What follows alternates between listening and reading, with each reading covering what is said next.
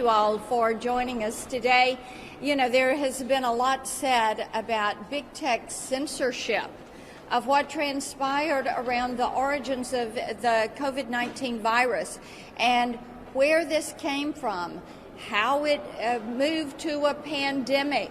And then there's also questions about what the American people were told and the timeliness or lack thereof of what they were being told. We know that Facebook recently reversed their decision on taking down any kind of information that said it came from the lab in Wuhan, that Beijing should be held to account. YouTube had previously announced that it would censor any content that contradicted the Beijing-run and China-funded World Health Organization.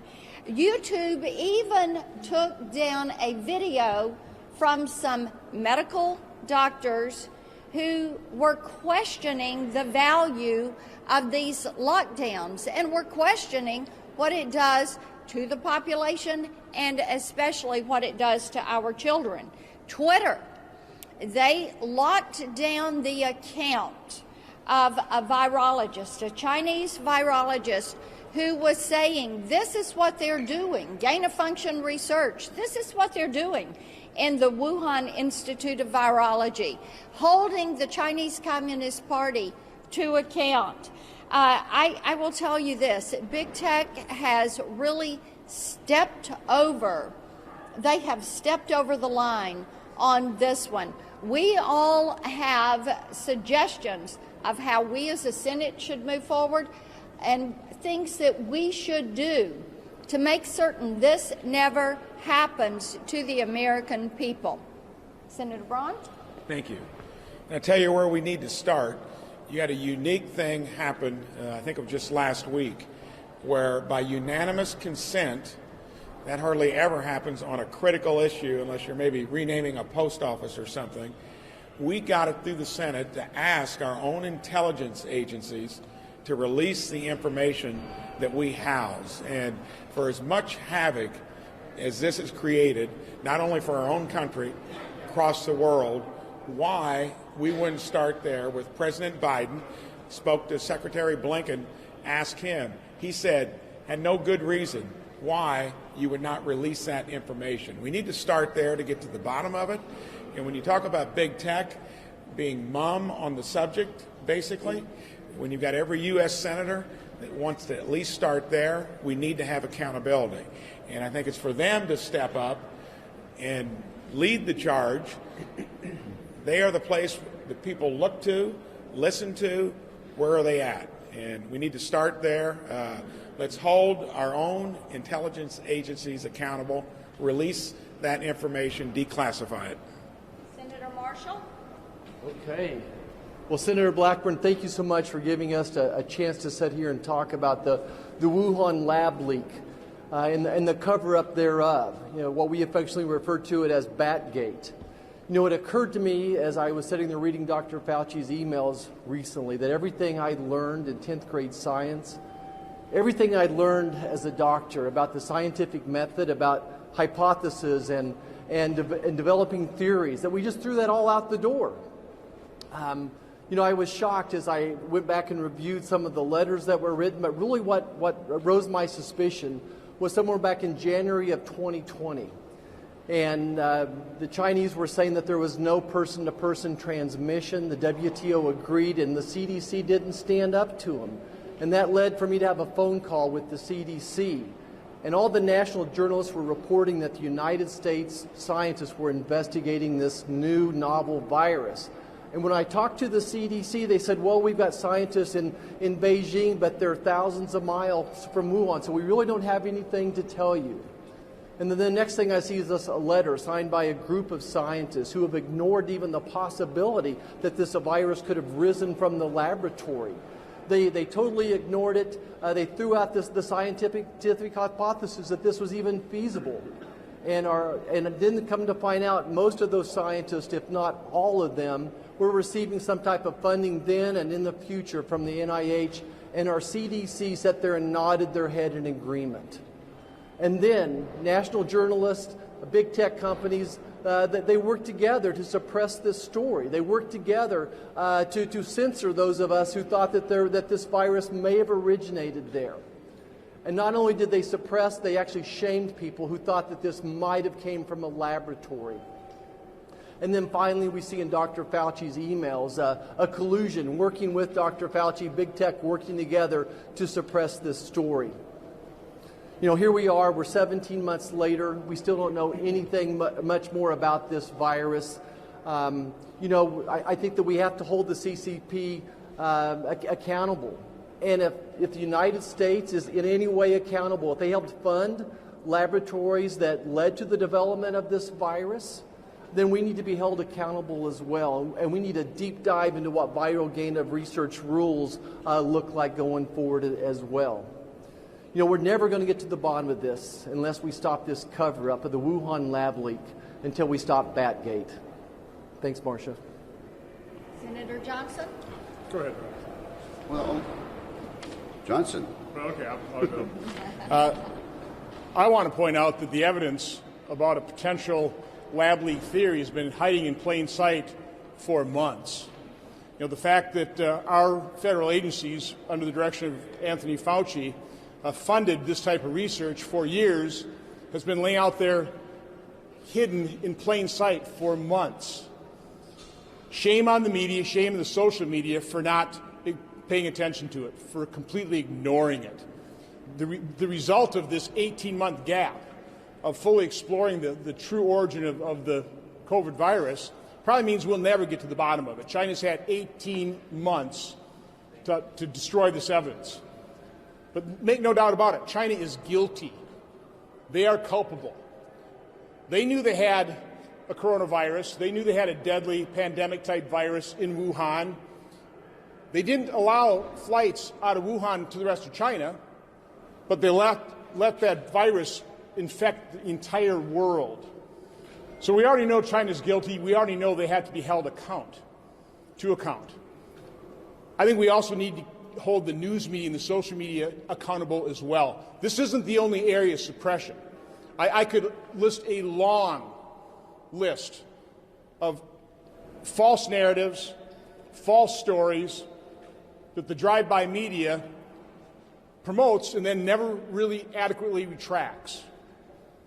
But when it comes to COVID, I have personal experience with censorship and suppression that I believe has cost tens of thousands of Americans their lives. The NIH guidelines as it relates to treatment of COVID remains a compassionless guideline to basically do nothing. Go home, isolate yourself, be afraid, and if you just happen to get sick enough where you have to check yourself in the hospital, check yourself in the hospital. Maybe we can save your life. I held 2 hearings on early treatment. Dr.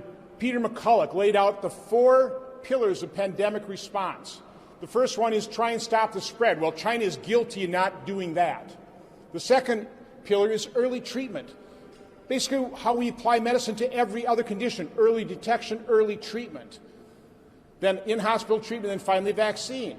Why did our health agencies, why did Anthony Fauci, why did the mainstream media suppress and censor doctors that had the courage and compassion to treat patients early with cheap, generic, repurposed drugs? Why did that happen? There is growing evidence. It's not being reported on by the media. Mexico's having great success with ivermectin. Certain provinces in India are having great success with ivermectin. Where's the reporting on that?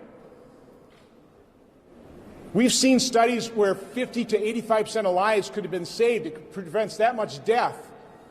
Apply that percentage to the 600,000 Americans that lost their lives, which is why I believe the news media will never admit their complicity and why they will never admit they were wrong here. But it's not too late. Lives can be saved. We're still going to need early treatment. No matter how effective a vaccine is, no matter how effective immunity from having been infected is, other people will get infected. Other people are going to need early treatment. So I am imploring the media, pay attention to people like Dr. Corey, Dr. Peter McCulloch, the other doctors that have the courage and compassion to treat patients. It's not too late. We need to start and really robustly explore early treatment now.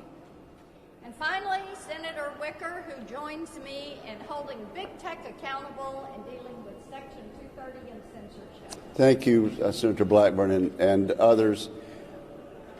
The last quarter of a century has seen enormous growth in the internet, and much of it's been positive, as we all know.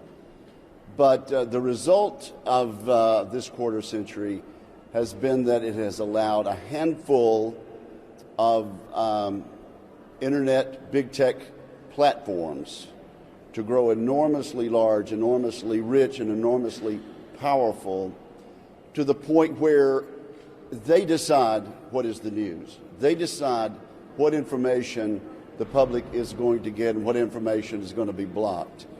And it's not just the Wuhan virus, which is an outrage, as my colleagues have just described. We could cite chapter and verse time and time again about these big platforms deciding what we will hear and what we can't hear. So let me just help out by saying Senator Johnson is right, and I will cite a few examples. Google threatened to cut off several conservative websites, including The Federalist. How do they have the power to do that? How can they justify doing that? Companies restrict or terminate conservative users' accounts and content on social media. Facebook announced it's suspending the account of a former president of the United States. That is too much power for them to decide who can and who cannot make news and be quoted. Twitter moved to censor any coronavirus coverage that they thought, in their judgment, might cause widespread panic. How does a multi-rich, powerful internet platform get to make that decision? And I could go on and on and on. That's why I've joined with senators like Senator Blackburn in trying to correct the Section 230 gaps, but also why I'm introducing legislation to make it clear that these large internet tech platforms cannot discriminate based on their own opinions and based on what they think the public should and should not be allowed to hear. This is a serious, grave threat to freedom and the open exchange of ideas under our Constitution, and I'm glad to stand with these members on this task.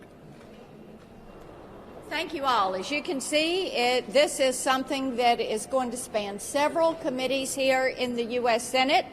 It is our job to get to the bottom of what happened and then to bring forward remedies like Senator Wicker has just laid out. Got a question? Thank you. So the EU and G7 have called for an investigation into whether or not this was a Wuhan lab leak. I'm wondering, do you think an international approach is the best way to investigate this going forward, or what would you recommend? I think the standing committees of the U.S. Senate should take the lead. We are pleased that our allies are also joining us and saying this needs to be investigated. It is obvious that something was not right. It is of concern that the WHO decided that they were going to let the communist Chinese tell them when and how they could approach this lab, and that we had to wait for months. And then also, I saw your release yesterday about firing Dr. Fauci. Can you just talk a little bit about that on camera? Sure. I think that it is appropriate that Dr. Fauci step aside from his responsibilities at the NIAID and that he make himself available to Congress to find out exactly how was he in cahoots with Mark Zuckerberg and big tech. What transpired there? Did the American people hear some truth, but not the whole truth and nothing but the truth? Why was there not timeliness of acknowledgement of concerns around the lab? Why was there not more of a concern around Wuhan saying you cannot go anywhere else in China, or the Chinese Communist Party saying you can go nowhere else in China if you're from Hubei province or you're from Wuhan, but you can travel the globe everywhere but China. These are things that, now look, we've got 3.5 million people that have lost their life. 3.5 million people.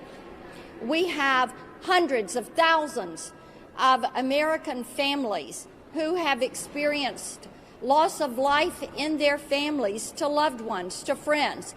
We have loss of livelihood for hundreds of millions. We have children, precious children, that have just experienced loss of learning for a year, loss of socialization, that are showing emotional problems. And Dr. Fauci is funded by the U.S. taxpayer. And the taxpayer is saying, what did you do with our dollar? Thank you all so much.